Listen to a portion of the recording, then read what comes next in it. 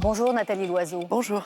Dimanche soir, François Bayrou a tenté de faire de la pédagogie, expliquer pourquoi il va demander la confiance aux députés le 8 septembre. Alors, on va rentrer dans le détail, mais d'abord, est-ce que vous avez compris sa démarche demander la confiance, alors parce qu'il pense l'obtenir, pour prendre date, pour se faire harakiri? Ce que j'ai compris, c'est le constat de François Bayrou. C'est-à-dire que notre situation des finances publiques n'est pas tenable, vraiment pas. Ce n'est pas une histoire de « on verra dans quelques années ». La France est en train de devenir l'homme malade de l'Europe.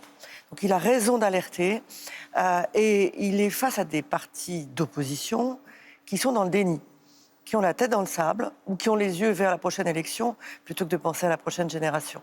C'est une situation difficile. Je pense qu'il veut sortir avec panache. Je ne vois pas d'autre explication. Mais vous avez été surprise quand même. Bien sûr, comme tout le monde. Personne n'était dans la confidence. Peut-être le président de la République, mais ni les chefs de parti, ni les ministres. Mais vous pensez qu'il y croit encore? Là, en ce moment, tout à l'heure, à 10h, il va recevoir le RN, jeudi, les partis socialistes. Il y croit encore qu'il peut surmonter ce vote du 8 septembre? Je pense en tout cas qu'il fait une démonstration de la situation politique dans laquelle nous sommes. Et ça n'est jamais inutile. Vous avez Olivier Faure, le secrétaire du Parti socialiste, qui, à peine la question posée, c'est-à-dire est-ce qu'on peut se mettre d'accord sur le constat, a dit « nous voterons non, nous ne donnerons pas la confiance ». En tout cas, nous voterons non sur le constat, sur la réalité, sur les faits. Non, mais vous savez bien, Nathalie Loiseau, que c'est compliqué. Il a déjà présenté un projet de budget. On ne peut pas l'oublier, c'était la mi-juillet. Donc on ne peut pas dire, non, on vote juste sur le diagnostic.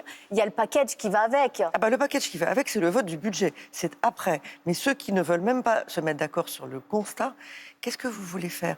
Aucun bloc n'a la majorité tout seul. Ni le bloc central, et je le regrette, ni l'extrême droite, ni la gauche. Ça veut dire que si les partis dits de gouvernement avaient tous le sens de l'intérêt commun, ils feraient un effort pour discuter. Mais dimanche soir, on n'a pas entendu les efforts faits par François Bayrou. Il n'a fait aucun cadeau socialiste, pas de concession. À peine un petit bouger, comme on dit maintenant dans le langage moderne, sur les jours fériés. Mais pour le reste, rien. Alors que c'est quand même avec eux qu'ils devraient négocier.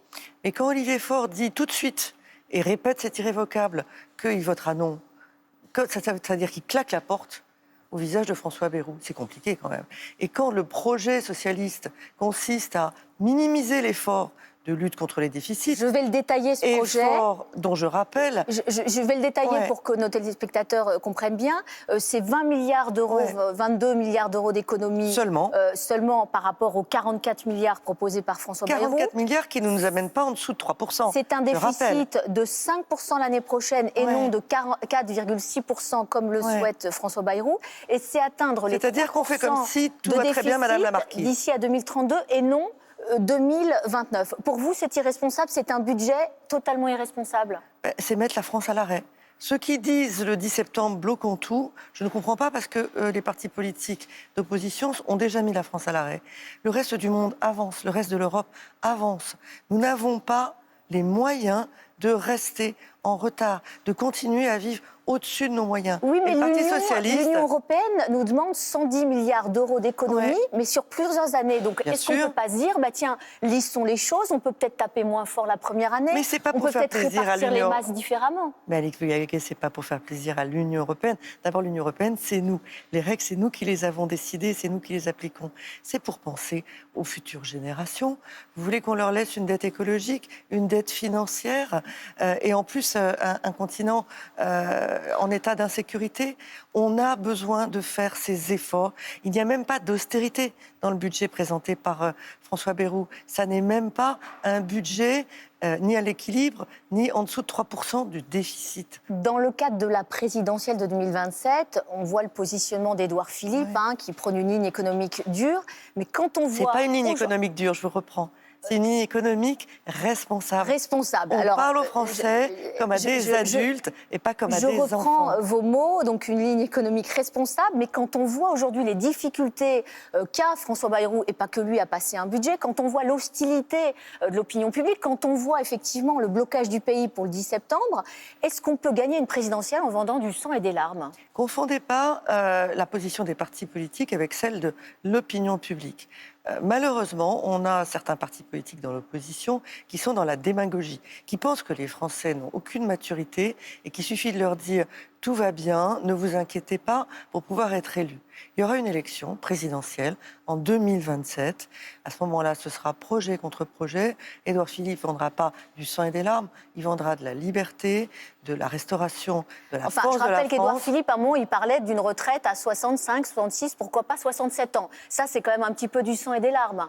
Écoutez, expliquez-moi, regardez ce qui se passe ailleurs en Europe, expliquez-moi comment on peut espérer être compétitif, comment on peut espérer garder notre modèle social auquel on est attaché en ne travaillant pas davantage dans la semaine, dans l'année ou dans la vie. Il faut plus de Français qui travaillent et il faut certainement travailler plus longtemps et il faut faire évoluer notre système de retraite vers un système avec une part de capitalisation. Ça ne veut pas dire forcément 67%. Il va falloir qu'il trouve les mots justes, Édouard Philippe, parce que je ne dis pas que c'est du sang et des larmes, mais enfin, c'est quand même un tour de vis. Ce qui est curieux, c'est que les Espagnols l'ont fait.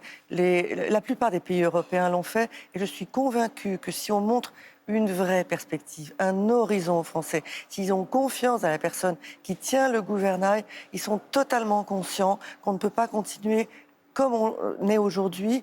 On vit avec des lois, des réglementations qui ont été décidées il y a des générations.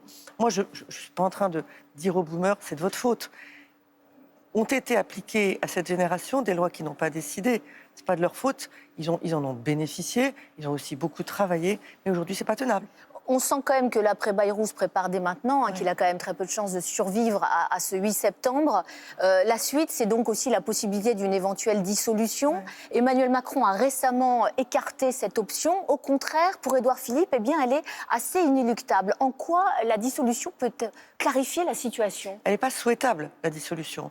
Mais si, après la nomination d'un nouveau gouvernement, peut-être avec François Bayrou à sa tête, peut-être avec un autre Premier ministre. Qui, d'ailleurs Catherine Vautrin, Sébastien Lecornu, Gérald Darmanin sont les noms qu'on entend. C'est le président de la République qui décidera. Je ne me prends pas pour le président de la République. On verra bien. Mais si, après un nouveau gouvernement, les mêmes partis politiques ont les mêmes réflexes pavloviens, qui consistent à avoir cette capacité à dire non et jamais à proposer, la France sera bloquée. Donc vous dites qu'Emmanuel Macron n'aura pas le choix que de dissoudre. Ou bien les partis politiques deviennent responsables, deviennent adultes aussi, comprennent que l'intérêt général est plus important que leur fixation sur la nouvelle élection. Ou bien alors il faudra une dissolution, oui. Le problème, c'est que d'après les intentions de vote, le RN serait le grand vainqueur de ces éventuelles législatives. Est-ce que la dissolution, c'est pas finalement leur donner les clés du camion à 20 mois de la présidentielle et avec, pourquoi pas, l'arrivée Jordan Bardella à Matignon ? D'une part, je vous l'ai dit, je ne pense pas que la dissolution soit souhaitable. Mais je dis aux différents partis, si vous continuez, elle va devenir inévitable. Ensuite, est-ce que le RN serait tellement vainqueur qu'il aurait la majorité absolue Peut-être des pas, sièges. Mais en tout cas, écoutez, une forte progression de ces sièges qui le placerait en première force politique. Les sondages ne sont pas une prédiction. C'est déjà le premier parti politique de France. Je le regrette, je le déplore, surtout qu'il n'a pas de projet et qu'il n'a pas de personnalité qui soit capable d'assumer la situation de la France aujourd'hui, la situation intérieure et la situation internationale.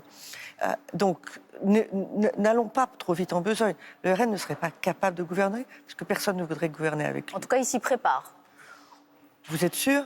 Moi, j'attends déjà de voir Jordan Bardella au Parlement européen, de le voir travailler. Il parle beaucoup de la France qui travaille. J'aimerais qu'il se l'applique. Un mot pour finir sur l'avion d'Ursula von der Leyen, oui. La patronne de la Commission européenne, qui a été ciblée au moment où elle survolait la Bulgarie, donc victime d'un piratage avec des écrans qui se brouillent, un GPS qui flanche.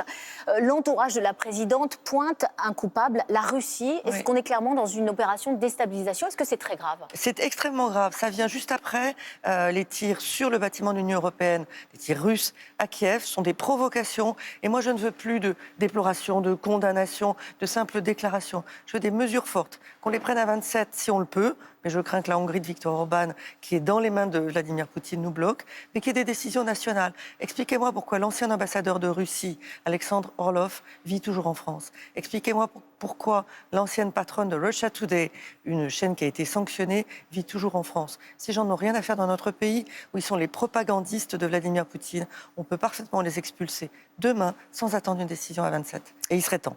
Merci beaucoup Nathalie Loiseau. Bonne journée à vous. Merci Nathalie Loiseau. Alexandre